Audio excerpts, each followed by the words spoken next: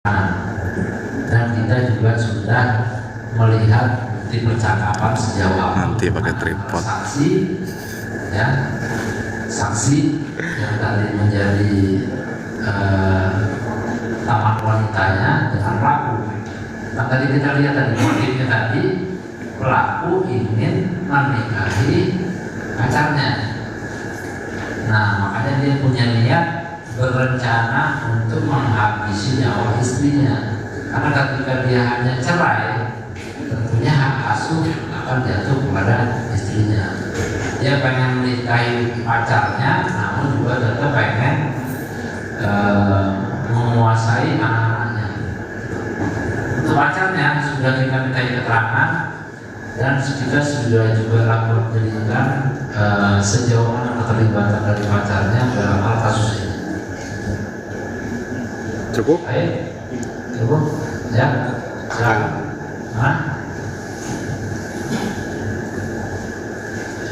Izin Pak, saya juga dari kumparan.com.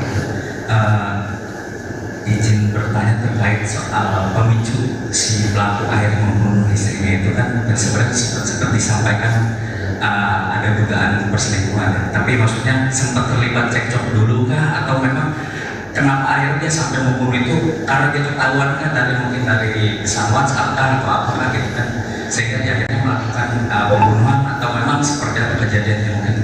Itu aja Pak, terima kasih. Oke, baik. Jadi memang korban sudah sempat mengetahui ada hubungan suaminya dengan wanita lain. Namun di malam kejadian ya itu tidak ada pertikaian yang mereka sehingga memicu keributan yang membuat akhirnya pelaku menghabisi nyawa korban. Namun ini bisa kita buktikan bahwa pembunuhan berencana. Jadi dari mulai dia pulang dari Bayan tadi ke rumah, dia sudah ada niatan, sudah ada niatan untuk menghabisi nyawa istrinya. Ini diperoleh keterangan bahwa ada kabel bis yang sengaja ketika dia tidur bersama pausnya di belakang gua, dia sudah berniatan untuk menjerat leher istrinya dalam keadaan tertidur. Namun ternyata istrinya terbangun dan melawan. Jadi kalau percekcokan tidak ada, karena di malam itu juga korban dan pelaku sempat berhubungan suami istri. Pelaku sebelum membunuh sempat melakukan hubungan layaknya suami istri. Cekcok malam itu tidak ada. Ya, jadi hubungan seperti biasa dia membuat rekayasa yang seolah-olah tetap hubungannya harmonis. Ya. Suaminya masih di depan. Kita pakai baju oranye pelaku memang tahanan nomor 7. Gue pegel. Oh iya, dia sempat istrinya sempat ketika habis berhubungan dia merasa lapar, kemudian minta suaminya untuk dipesankan makanan. Namun suaminya tidak mau memesankan makanan. Nah, ada kata-kata yang menurut pelaku yang menyakiti perasaannya. Ya, Pelaku juga tersinggung terhadap omongan istrinya. Cuman mau duit istrinya saja. Tep-tepnya Bodoh lah bahasanya. Tep doang sih. Saya nggak usah jelaskan ya.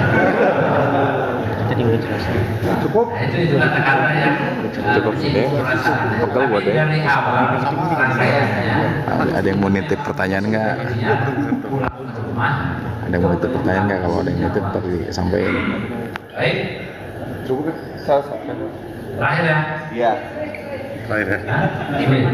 Saya ada mau ada yang bantu Pak. Tadi kan pelaku bukan tali tambang, merencanakan tapi ada pengaruh tali tis. obat-obatan di sekolah Kalau teman-teman tahu tuh tali tis itu dengan biasa dipakai untuk kendaraan. seperti tahu Tidak ada, Mas. Jadi memang pelaku melakukan tindakannya itu atas dasar kesadaran, karena memang dia sadar dan dia sudah berniat. Karena di rumah itu memang ada narkotis, di rumah itu memang ada karung, ya. Di rumah itu memang ada alat-alat yang bisa dia gunakan Ya. untuk merekayasa, seolah-olah Tanya itu. peristiwa malam itu peristiwa.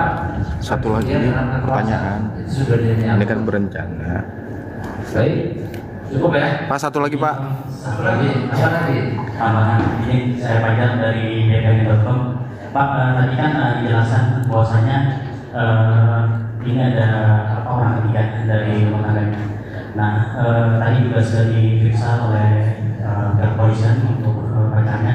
Pak, ada ini kan keterlibatan dalam arti ancaman dari pacarnya itu ini diseriusi atau gimana untuk menekan si pelaku agar ya